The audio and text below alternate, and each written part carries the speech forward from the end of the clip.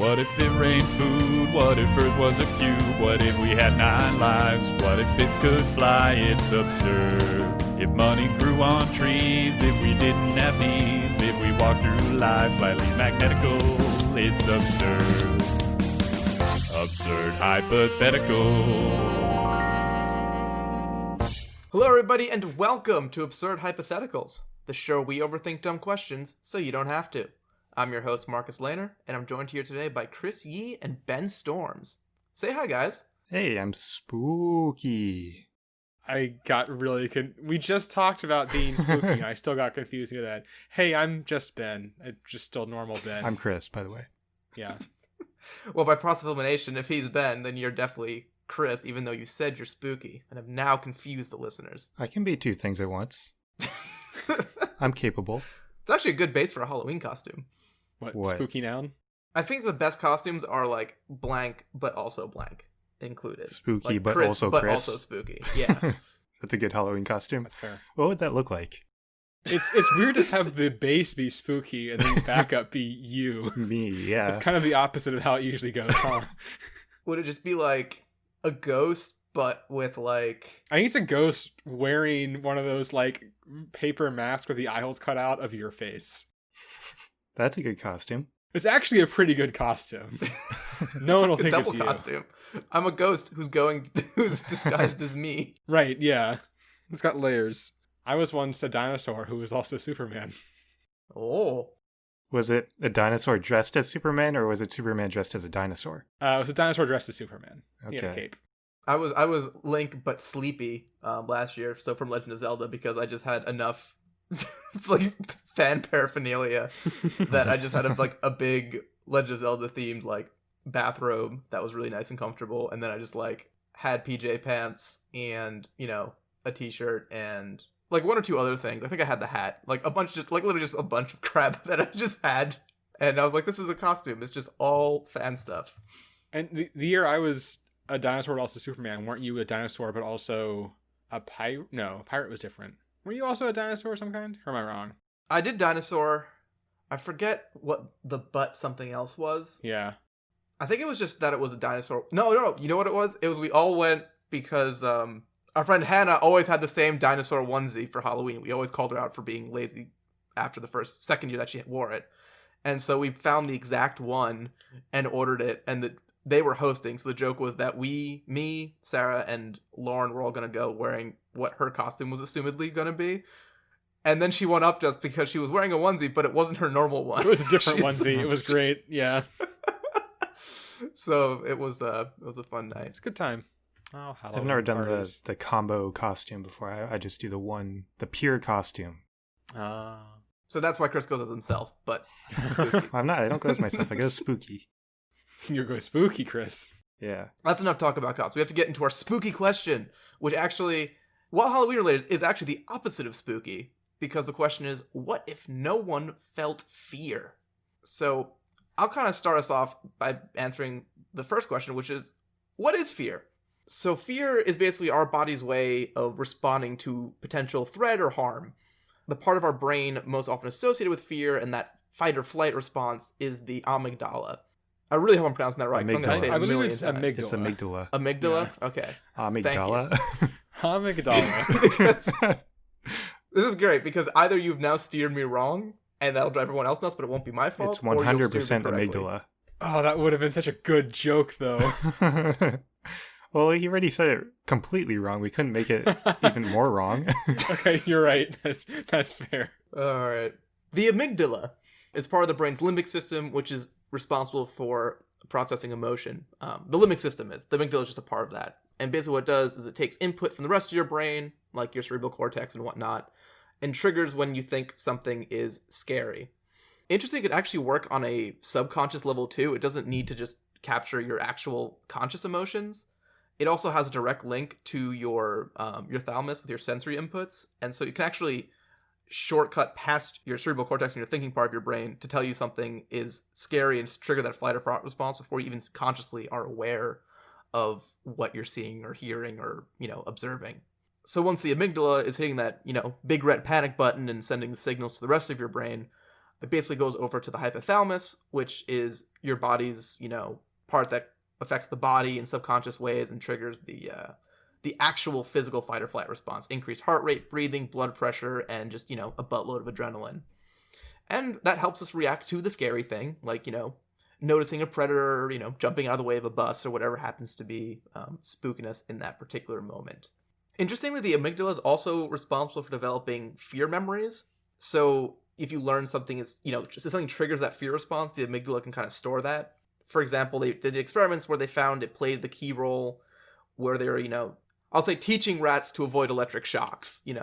Basically they're studying how rats reacted to negative stimuli, and it was the amygdala that was, actually retaining that fear memory, which isn't the typical place for your brain stores memory. So it's kind of like an extra way it does it. But yeah, so basically you see something scary, either subconsciously or consciously, you're like, crap, gotta deal with this. Your body kind of springs into action to help you out. But you may notice we're not really running away or, hiding from lions or tigers or bears or anything in our day-to-day lives. So does not having this fear reaction still hurt our chances of survival? So I kind of just went into it. So how often do we die to things that our flight or, our fight or flight response could actually save us from? So just looking in the US, leading causes of death, this is from 2017.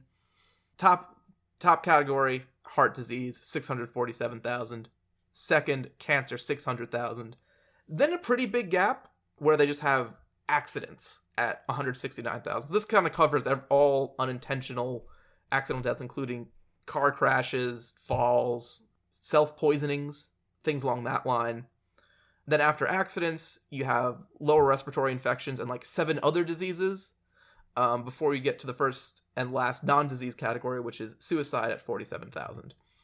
There's, of course, this doesn't cover all deaths. There's just a big, quote-unquote, other category, which is the real top category, because there's about 700,000 deaths in the just unlabeled category. So basically, big picture, 68% of deaths are diseases. 6% are accidents, 1% is suicides, and 25% is quote-unquote other. So not having our fight or flight response is going to make us definitely more vulnerable to everyday mishaps, because in addition to that, what that adrenaline response helps with, it also makes us kind of hyper aware of our surroundings. So we're going to be generally less aware of our surroundings at critical moments and, less able to respond to them effectively. So that 6% of accidents can definitely start increasing pretty rapidly. And I'm not really sure how much of the other involves things that you might be able to, run away from, but, definitely some. So definitely not good for our survival rate there, but there might actually be benefits to not having fear. And really the main one I'm going to go into is that fear causes stress. So because the amygdala is serving this function of processing, all this input that we get and deciding if it's bad or scary or anything, it's also what actually causes you to feel stress. And this includes like chronic anxiety and even depression. So that sounds like a pretty sweet deal if you don't have to feel those things. But does it actually work like that? And luckily, we can actually look to a real world example to find out. So there was this patient that known as SM, no actual name, SM or SM46 is how they were numbered. Does that stand for something? Is that like her initials? It didn't actually say. I imagine it's something to keep them anonymous, because Right. we don't typically number people like a dystopian sci-fi novel. Right. Well, I was thinking it might be initials, but since they put the number on it, makes me think not. Well, she was part of a group. She was part of a group study. Okay. But she had a rare condition where, due to Urbach-White disease, I'm sticking with that pronunciation. You guys, I don't believe you if you tell me you know how to pronounce it better. It's amygdala.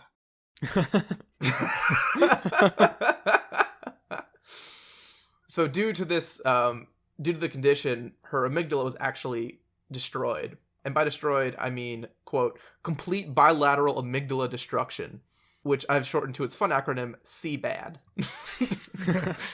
So basically, the disease, does affect the brain, causes lesions, all that. It actually just ended up destroying her amygdala. And as such, she didn't feel fear, which they extensively tested by, first, exposure and handling of snakes and spiders, including tarantulas, a walk through a haunted attraction, Waverly Hills Sanatorium specifically, or fear-inducing film clips like I love they list the movies too. They tried the Blair Witch Project, The Shining, and The Silence of the Lambs. And so they basically exposed her to all the stimuli, and she registered only interest, curiosity, and excitement. One caveat, apparently they broke out the big guns with a simulated suffocation via carbon dioxide. Wow. Okay. It's intense. Yeah, it How's didn't that really make clear. Simulated. They're actually suffocating. Wait, her. that is just suffocating someone. Yeah, so I'll read the line. It says, in response to simulation of the subjective experience of suffocation via carbon dioxide inhalation. Don't know what that means. If they how much actual suffocating they did in that, Right. in that sentence. So they noted when they did that, she generally experienced a greater fear reaction than normal, which she described as completely novel. So, they say it sounded like it was bad, but, if they described it as completely novel, I guess that's not how I describe something, harrowing like that. She described it like that? She and among others in her group, because she wasn't alone in her amygdala destruction group. I don't know. Her CBAD group. Hmm. Yeah, their eyes don't work too good. Oh, God. I missed my chance to make that joke the first time. I wasn't going to let it pass yes, again. he said it again. So, unless it's literally life-threatening, she doesn't have that fear response. So, as a person, what it looks like, as you take the look, what does the whole person look like then? So, as a person, she's described as very outgoing, extremely friendly, uninhibited, playfully flirtatious, and having an abnormally high desire and tendency to approach others. Which makes sense, because she doesn't have any of those anxieties or, social fears. They note she actually experiences very little negative emotion, and it's not just like a blank slate. She actually experiences higher rates of positive emotion, even though she's not feeling the negative stuff. She still gets all the good emotions. Sounds like a pretty good deal. Yeah, so since the world's a shitty place, that this is in spite of the fact that she's been held up at both knife point and gunpoint, was almost killed in domestic violence incidents, and received explicit death threats on multiple occasions. Sounds like a bad deal. Yeah, which they credit to her. Well, she grew up in a not great neighborhood, but they credit also to one of the things that the fear response helps you with socially is recognizing other people's emotions. I mentioned it kind of makes you hyper aware. It's that like hypersensitivity that lets you pick up on, facial cues in other people. So she's also noted as overly trusting, which can lead you to being held up at knife point and gunpoint and things of that nature. But other than that, there wasn't really anything bad going on with her, brain. She was just happy all the time. So fine, we're happy. But what does that actually have to do with literal survival? Because that's kind of where I'm focused. Chronic stress is actually one of the leading factors in our number one death category, heart disease. So, yeah, fine. Even if we, tripled how many accidents we get into, if we can cut heart disease down by, half, just because we're getting less often because we're not just stressed all the time due to modern pressures, our overall survival rate will probably go up by a bit. Plus, it seems like we can more or less then rule out the suicide category if we can't feel depression, which would be another, tick in the win column. Don't you think more categories will start popping up, though, like trying to befriend bears and stuff? So, yes and no, because, I went back to looking at the accidents again, where, yeah, we're not going to be as able to respond to an accident, but I also feel like if we're just happy all the time and not stressed or feeling, pressured, we're probably going to make a lot more, generally smart decisions and avoid putting ourselves in spots where we might, hurt others or ourselves. I imagine people would probably, I don't know, if you would drive less aggressively because you're not stressed by the traffic or worried about getting to I was going to say that I feel like, a lot of traffic fatalities are related to road rage and whatnot, which I'm assuming would be reduced without stress. Yeah, it might be down. I mean, there's also, you're no longer afraid of crashing, so I don't know if that makes you more bold as a driver.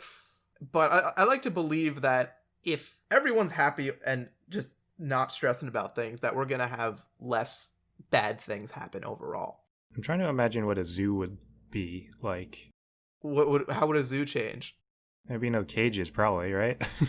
No, you still want cages. Why? If you don't fear the animal. Doesn't mean the animal can't hurt you. Yeah, but you're not gonna care about that, right? We'd still, No. You still care if you Still die. care, right? Oh, You're well, still thinking. You still don't want to die. all right. Now you I'm won't like be- going Then down a you're logical fearing path. death. So it would be. I don't need to be fearing death to make decisions that won't kill me. Yeah, not having fear wouldn't make you act irrationally. Fear is an irrational process. Yeah, no, like if I was running a zoo and people weren't afraid of my animals, I still wouldn't let the lion out because he still might eat people, which would, if nothing else, put me in a legal spot. Well, so here's the problem I'm running into is that you would, because if you're doing it because you're afraid of being sued, that's still fear.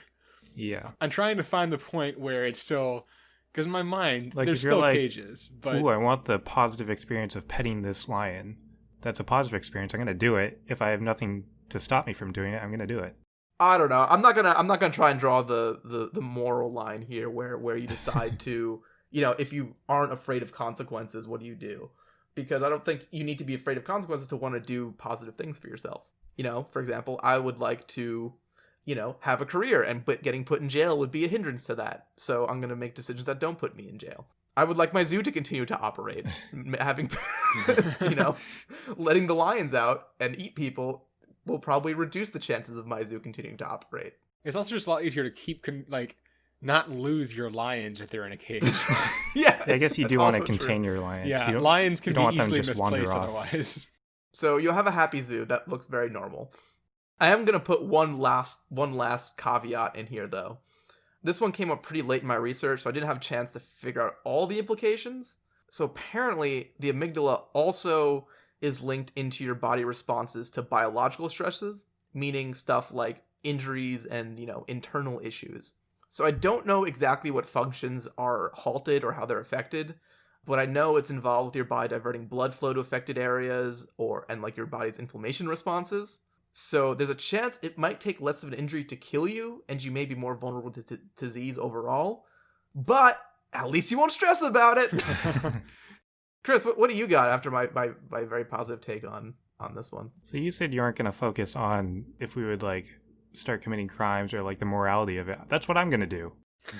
I was actually going to use that as a segue, and then I figured that you might not be done with your answer, and you weren't. So good thing I didn't use that. I'm like, that's a big rabbit hole I don't need to go down. Yeah, so mainly I wanted to just see if like people would start committing crimes if we don't fear being punished by the law and stuff like that. So to start out, I looked into psychopaths because psychopaths have a low level of fear, I guess. And that's a high relevance to our Halloween theme. True. And that's because of a dysfunction of their amygdala. And psychopaths actually don't necessarily have a tendency to be violent. That's kind of just how they're portrayed in pop culture. They get a bad stigma from pop culture. Oh, don't want to stigmatize the psychopaths. Yeah, well, I mean, there are psychopaths that aren't violent, though. A psychopath just means that you have low empathy. So, low empathy... Oh, okay. Yeah. Sorry. In which case, I retract my previous statement and all respect to psychopaths. Yeah. And it's not necessarily like psychopathy is like a spectrum. So you can have more psychopathic tendencies or less. It's not just like black and white. Yeah. So low empathy is basically just like, so you're looking out for your own basic needs, like you're basically just selfish and you don't really care about other people's needs. So you're willing to screw people over if it benefits you. That's basically what low empathy results in, which can be obviously result in like morally bad choices. Thing is, low empathy isn't really what we're looking at. We're just focusing on fear. So psychopaths, while they are like sort of tangentially related, they're not really what we're looking at. So I actually did find the SM patient in my research as well, and I saw the stuff that you said. But the one detail that I came across that was relevant to me is that she's not actually ever been convicted of a crime. So she's actually pretty good with the law. She doesn't experience fear, but she has not committed crimes. But that's just one example. So it's sort of I wanted to like try to find a bigger data set. So I found a study or an article that was published in the European Journal of Criminology. It was written in 2011, and it's called "Do People Comply with the Law Because They Fear Getting Caught?"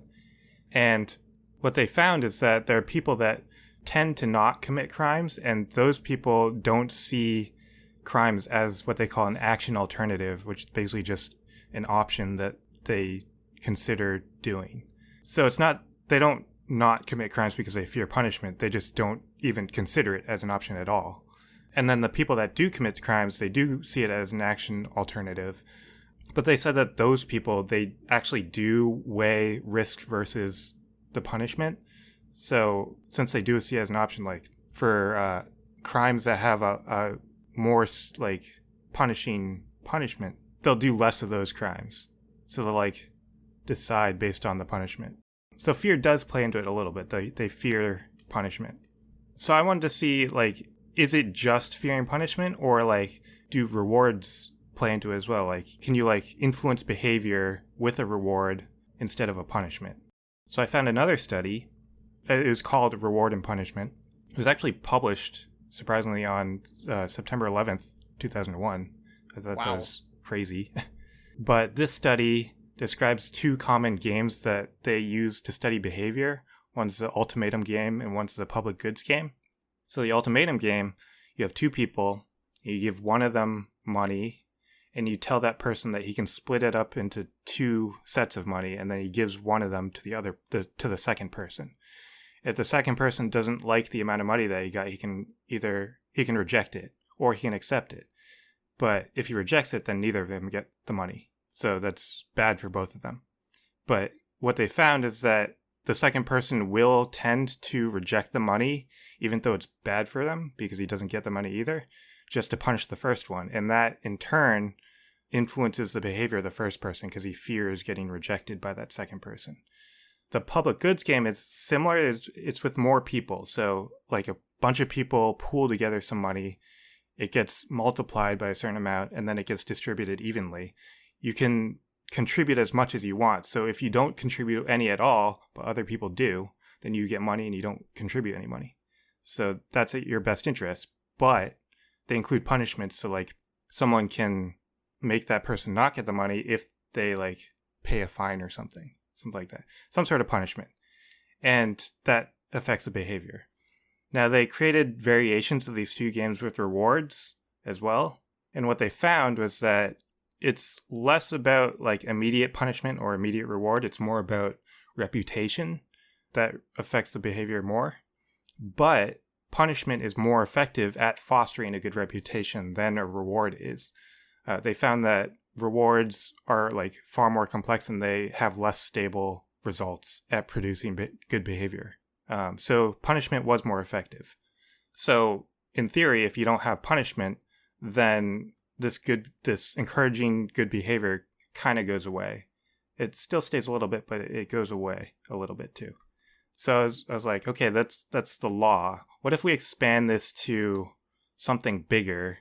I want to look at religion, because a lot of religions have punishment like integrated into their beliefs. So like some religions have a day of reckoning where everyone is judged for their actions.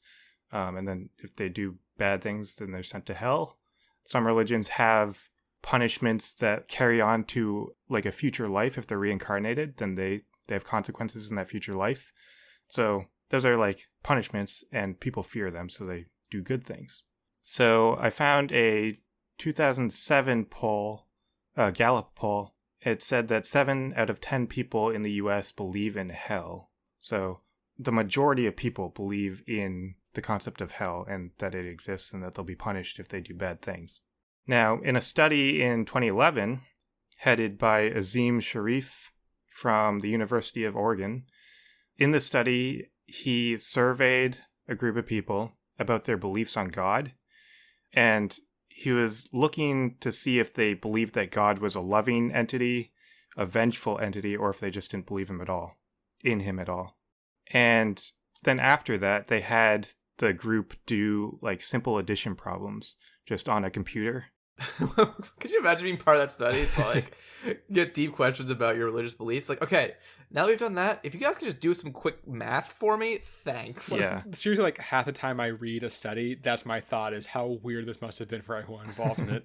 So the weird thing about it was that it was specifically on the computer because they told the participants that there was a glitch in the system. and it would show them the answer for like a split second, but they'd have to push spacebar to make that answer go away to like truthfully give what they think the answer is. So if you don't push spacebar, you can theoretically cheat. And they want to see how many people would actually cheat. So they found that there's no distinction between you believing in God and you not believing in God with the results as to whether you cheat or not. There's no link between believing in God and a convoluted math test. But there was a correlation between if you saw God as vengeful and if you cheated. So people that saw God as vengeful, they cheated less. And this was confirmed. They conducted the study again later on, and they confirmed these results. So there's a consistent result.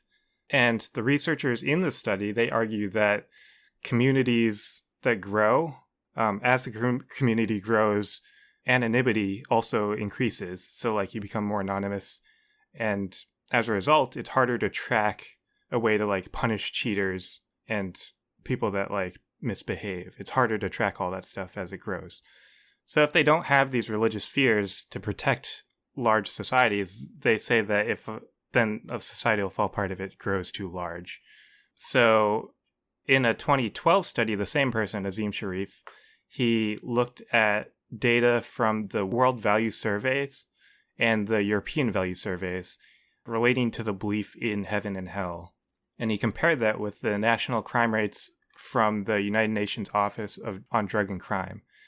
And he found a correlation between a higher belief in heaven and hell and lower crime rates. So the fact that people believe in hell and they fear hell resulted in lower crime rates. So there is a correlation there. And according to him, no fear would mean society would crumble. So that's my hypothesis for this absurd hypothetical. But at least they wouldn't stress about it. They wouldn't stress about it, but there would be no more society.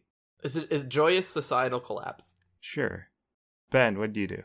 So I wanted to look at, well, I guess at first I didn't really know what I wanted to look at. But once I started researching this a little bit, one of the things that kept coming up was how important fear is to motivation in people.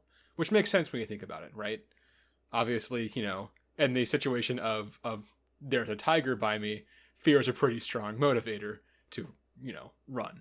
So specifically, what I wound up looking at is, it turns out the term for it is the hierarchical model of achievement motivation, which I found a lot of people who talked about this. The one that kept coming up, the person who came up was this guy, Andrew Elliott. And specifically this one paper he wrote in 1999 called Approach and Avoidance Motivation and Achievement Goals. And the basic idea is that when someone is trying to achieve something, there's really four main sort of reasons they're doing it that kind of break down into a pair of kind of opposite sides. So there's one, how the stimulus that's related is used. So there's either an approach goal, which means you're trying to move towards a desired stimulus, or an avoidance goal, which means you're trying to move away from an undesired stimulus. And then there is how your success in this goal is defined, which is, it's basically whether your motivation is internal or external. So it's the mastery performance. So either mastery, you actually want to be better at the thing just to be better at it, or performance, which is that you want to look like you're better at it, basically. So that gets you these four goals. So there's the mastery approach goal, which is just like intrinsic motivation. You want to do something because you want to be good at it, basically. And actually, a lot of these studies were related to students, and it was very funny. This one, having mastery approach goals, was actually a negative predictor of visits to the health center, which I thought was really funny. Just like students who just actually wanted to learn went to the health center less often. I'm assuming because they weren't trying to get out of class. I'm like trying to figure out what you meant by that correlation. I'm like, yeah. Well, no, it took me a while. They had it in the paper. I was like, why would that be? It's like, oh wait, that's why. They just actually want to go to class. And then so there's mastery avoidance, which is they try to strive to avoid losses, which is you basically want to avoid doing worse than you have in the past. Which in students, this leads to disorganized studying and test anxiety, which makes sense. Then there's a performance approach goals, which is basically wanting to be able to show off. It's wanting to demonstrate ability to others, which is related to Didn't apply to the students. well, this is people who want to have good grades as a predictor of surface level processing. So it's kind of like learning the material without actually deeply understanding the material. But actually does have a strong correlation with exam performance, because that's just all they're really going for. And then, of course, there's the really bad one, which is performance avoidance, which is trying to avoid looking incompetent, which is like a predictor of anxiety and procrastination and bad for exam performance. So those are the ones we kind of are trying to avoid here. When you look at those, really both of those avoidance goals are driven by fear when it comes down to it, right? It's being afraid of either you being worse or of people thinking that you aren't good. So I was trying to figure out, one, I guess, if that was like a valid read of the situation. And conveniently, the same guy, along with David Conroy, had a paper called Fear of Failure and Achievement Goals in Sport, addressing the issue of the chicken and the egg, which was specifically related to like college students who were involved in like athletics, where basically they tried to correlate being afraid of failing and these different types of achievement goals. And they actually had a whole they basically, it was a study where they took all these students and had them go through a couple of tests, one to figure out their achievement goal sort of combination, or where they fell on the spectrum. And then one to figure out how much fear of failure they had, which I really liked. It sort of drove in what they were looking at. Sort of the things they were looking for fear of failure were like experiencing shame, having an uncertain future, upsetting important others. It was all, not necessarily just I'm going to, screw up in this game or whatever, but it was more like the ramifications of that and those fears. It really reminds me of when I did, have you ever done TurboTax? Yes. The very first question, because I just asked you a bunch of questions in series to get your taxes done, and it's great. But we're not sponsored by them. No. That would also be great. It'd be really weird, actually. It'd be nice. not turning it down. Sponsorship. Absurd hypotheticals to your deductibles. But they start where it's related is they start you off. The first question is like, so how are you feeling about doing your taxes? And it's just like, frowny face to smiley face. And I'm just like, I wonder if they were collecting data on. Right. Yeah. It's weird that people with a lot of money don't mind doing their taxes. Spoilers, Ben. People with a lot of money don't do their taxes. Well, yeah. Okay. Fair. Yeah, and they sure as hell don't use TurboTax, to tell you that. the people with a lot of money hire people to do their taxes, right. And the people with a lot of money just don't do their taxes. Exactly. So anyway, what they found in this study was basically sort of, as you'd expect from just looking at those goal types, a fear of failure did predict both mastery avoidance and performance avoidance goals. So all the ones that were, you kind of assume were based on being afraid. And then there just was no correlation with either of the approach goals. And where we get to now in a situation where no one feels fear, there's kind of two ways this can go. And part of the reason that there's two ways this can go is I don't entirely understand. I don't have a background in behavioral psychology, so I don't completely understand all of this. So as I see it, there's kind of like a dystopia and a utopia. So which one do you guys want me to start with? Dystopia. All right, let's start with dystopia. So, and this is where a lot of it is just me not fully understanding this.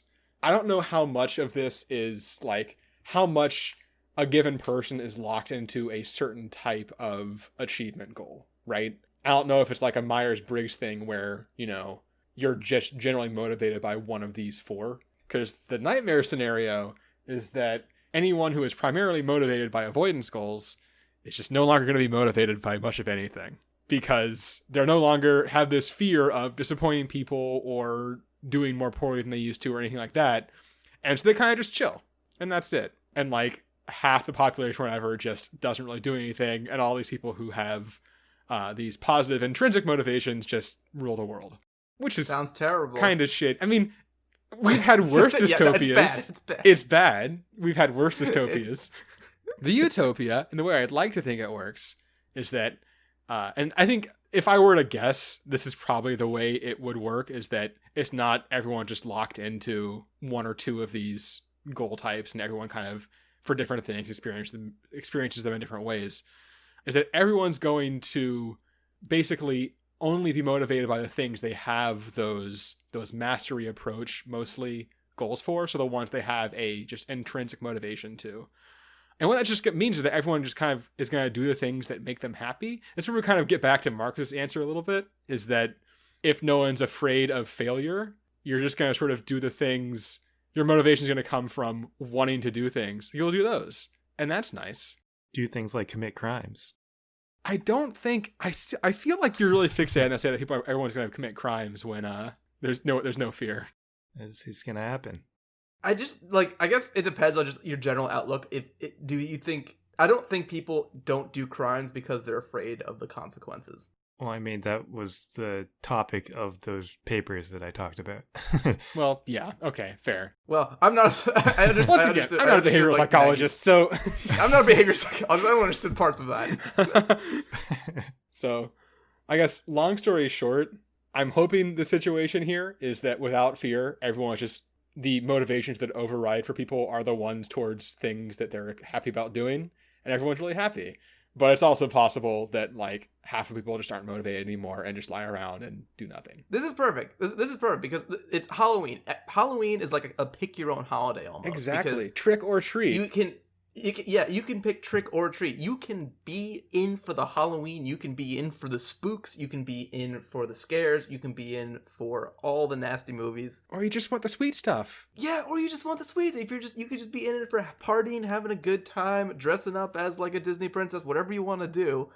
And it's all good vibes. Yeah. You can do both. You can mix and match. Basically, you can just mentally edit out all the parts of this episode that you didn't want the conclusion to be to get the exact conclusion that you want from if there was no fear. And no matter which one you pick, you're right. It's perfect. A podcast told you. Have you heard of the Halloween crab? Sorry? The Halloween Crab? crab? Yeah, there's a Halloween crab, and it's awesome. It's just a crab. It's an actual crab. It has Halloween colors, and it's awesome. You should look it up. It'll make you happy. Oh, this is like a species of crab? Yeah, it's a species of crab. Oh, I thought this was like a story. Also known as Gacarcinus quadratus. Oh yeah, that's very Halloween. Oh, it's so cute. It's got Yeah. those aren't See, actually that's its why I brought eyes, it are up. they? Also No. known as the red land crab, the white spot crab, the Halloween crab, moon crab, Halloween moon crab, mouthless crab, and harlequin land crab. It's like the most Halloween animal you can get. What about a bat? Never mind. Or a spider. Or a black cat? Or a jack-o'-lantern. That's not an animal, but It's got a face. Look, this Halloween crab looks like a jack-o'-lantern, so... it kind of does. I actually don't like it the more I look at it. I'm less happy about it. Really? Okay, that didn't last long. Yeah. Just like Halloween. It's over before it even begins. Anyway, yeah. Pick either the candy or the rotten eggs, my answer, and get on with your life. Change of plans from our normal way we do these. I'm asking the questions this time, which means Marcus, you're gonna go. You never had to go first before. You always ask the questions on this. Are you scared, Marcus? I was scared. Would you rather be chased by 5 zombies or be chased by 1 werewolf? Okay. We have to define what kind of zombie. So I assume we're talking like I would say regular, slow, traditional zombies, not general slow zombies. Isn't like George Romero zombies? right. Exactly. Okay, so obviously, starting off, good thing about the zombies is that they are generally slow. It's true. I could outrun a zombie. Problems. I'm not good at running. Wait, isn't that a problem in both situations though? Okay, I'm not good at endurance running. Okay. Not too long ago, I ran for like the first time in like years, and I did like a mile, and I was like, Are you saying that zombies are good at endurance running and werewolves they're good aren't? at endurance walking. They're good at endurance Yeah, shambling. endurance is kind of all zombies do. I mean, if we're talking George Romero zombies, they are very easy to avoid, I think, unless there's like a swarm of them. 5 is relatively, it's a small swarm, but it counts as a swarm. So I think I would assume that if we're saying be chased by, you are being focused on by either the zombies or the werewolf. Yes. So the problem with the zombies I see is that they're always going to be coming after you. Okay, so here's the other way to do it. So basically, in order to resolve these encounters, you're gonna have to do a trap of some sort. So the question is it easier to come up with 5 zombie traps or is it easier to come up with one werewolf trap? How easy is it to get silver? I feel like it's What do you actually... think? You don't need to kill the werewolf. Yeah, but if you don't, he's just going to keep on coming after you. Well, you only have one night to worry about. That is what I was going to say, is that you do... The advantage with a werewolf is that you do only have to deal with one night. Then you just have to kill a regular dude the next day. Well, wait, actually, hold You on. don't have to Does kill he him, still chase you after he's not a wolf anymore? He's still a werewolf, he's just not in his wolf form. That's... So yeah, he still chases you. I'm going to turn this on its head then. There's only a 1 in, 30 chance it's a full moon? So do you want to be chased by 5 dead guys or 1 live guy? Yeah, that's still honestly a question. It is. Because you can get accused, you know, of murder Right. for killing a dude. No one's going to question if you kill a zombie. They're gonna Right, be like, exactly. Okay. Oh, it's like, You're oh, it's a justified. zombie. Good job. So there's legal implications here. Do you fear getting punished by the law? Oh, we went full circle.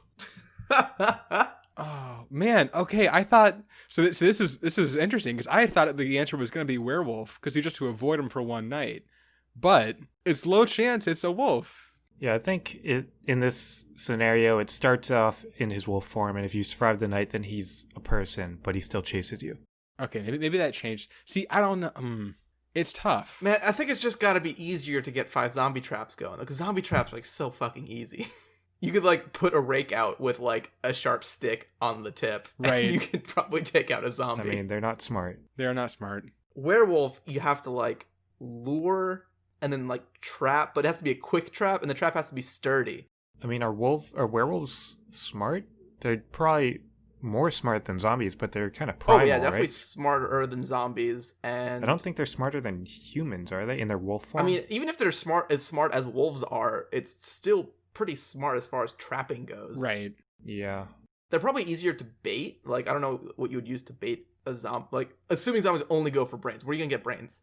It is easier to get silver than it is brains. You could probably go to like. I guess you couldn't go to like a butcher. They wouldn't have brains. You could It has get to brains. be like sort of live brain. Like, do they go for dead stuff? That's stuff that's already dead? I don't know. I don't know. I mean, I guess you don't need to bait a zombie trap. They're slow enough you can just like set up the trap and then And just let them walk into it. Right. Yeah. Yeah, I mean, you can be the bait. Yeah. Exactly. Wait, no, I just cracked it. I can get to my car if I'm being chased by 5 zombies. Oh. I might not get to my car if I'm getting chased by a werewolf. Yeah, that's fair. Once I'm in my car, I think you're good, because either you're getting chased by a werewolf, if you just drive to like Georgia, you're good for a bit. They'll just keep on coming after you, and eventually they'll find you. Actually, you can use the legal system against the werewolf as well. Yeah, Because this dude's chasing me. yeah, you get a restraining order and they'll violate it and you get them arrested. Yeah, I mean, if he's just a normal person after that If it's first just a night, dude, then yeah. how long does it take to get a restraining order? Probably more than 1 moon cycle, huh? Yeah, I think it's just more I think just for me it's the car. I can get in my car, I can drive away from or run over the zombies. One of the two. I feel like running over zombies is a much worse idea than people think it is. People are heavy. Okay, I'll drive to somewhere and get a like plow attachment for my car and then run over the zombies. Yeah, you're fine. You'll be good. It is much easier to kill zombies than it is a werewolf. It's also easier to kill a man than to kill 5 zombies. But Less is there any socially way to acceptable. prove that? Is there any way to prove that he's a werewolf after you There kill is him? not. But look, the silver bullet killed him. He has to be a werewolf. Right. Basically, so okay, you would have to be on film in continuous footage from preferably multiple sources, see them chasing after you as a werewolf, changing back into a human. Yeah, you have to get the transformation on video. Right. And then a video of him violating your restraining order. Right. That seems difficult. It does seem difficult now that we've laid it out, huh? So Is it time to vote? All right. Yeah, it's time to vote. I'm 5 zombies. I'm going zombies. I'm also going zombies. Is there a number of zombies that changes the math? I was gonna ask that question. I think That's there is. One of the reasons I like the like large number of one thing or small number of another thing is that at some point there's a ratio. I think it's. I mean, 10 gets a little closer. 20 is like my gray tipping point. I think 20 definitely I would go with the werewolf if it was 20. It might be 10 actually. 10. Like I'm thinking about like say you are in like, I don't know, a hotel, like, or like you're in a restaurant and the zombies catch up to you. Like, at what point is it likely that there's not going to be an exit where you can't sneak out or, just like get out before there's zombies around you? Yeah, if there's 10 of them, it's pretty easy for them to swarm you in a way that you can't escape. Right. It comes down to like how spread apart are the zombies and how many zombies do you think you can dodge, and then you just have to do density calculations. Yeah. I think more than one zombie game pass is dicey. So I think 10 might actually be the tipping point. Werewolves are scary, as is the legal system. All right, I'm sticking. My number is 20 zombies. My number is 10. I'm going to say 15. A healthy compromise. Ooh, Marcus, the big shot, thinks he can take on 20 zombies. That way we can still average and Ben is still right. Yep. That's why he picked it. Sure is. If you think we picked the wrong number of zombies that would tip the scales here, you can let us know. And one of the places you could do that is you could write a review. You could go to the app that you're in, and where there's it's usually indicated by stars, the 5-pointed things. And you're going to click on the 5th star so that they're all filled up. And then it'll bring up a text box where you can write in stuff like, nah, should have been 30. I could take 30 zombies. Also, the show was great, for example. That could be what you write. Is that why there are 5 stars in the system? Because stars have 5 points? No. Okay. It's just a happy coincidence. But yeah, if you leaving a review of the show is a great way to help spread the show, have it show up on, all the fancy search algorithms, things like that. And just a way to directly show that you're enjoying the show and what you like about it. Let us know. We always love to see them. And if you are looking for other ways to help the show, you can always go to our Patreon, www.patreon.com/absurdhypotheticals. For just $1 a month, you get access to all our behind-the-scenes episodes, which are just a blast. I won't spoil them here. I spoil them often, but you can I'm not going to spoil them right now. But that is another way that you can show your support, which would be just super duper thankful for. And the last way you can show your support is just by tuning in next week when we answer following question, which isn't actually a specific question because we're going to do a grab bag all about mythical creatures. Gonna be sweet. There's gonna be dragons, and is there gonna be dragons? There's not gonna be dragons. We're We're not already gonna did a be dragon dragons. episode. we already did that. It's gonna be unicorns And leprechauns. and phoenixes. Oh my.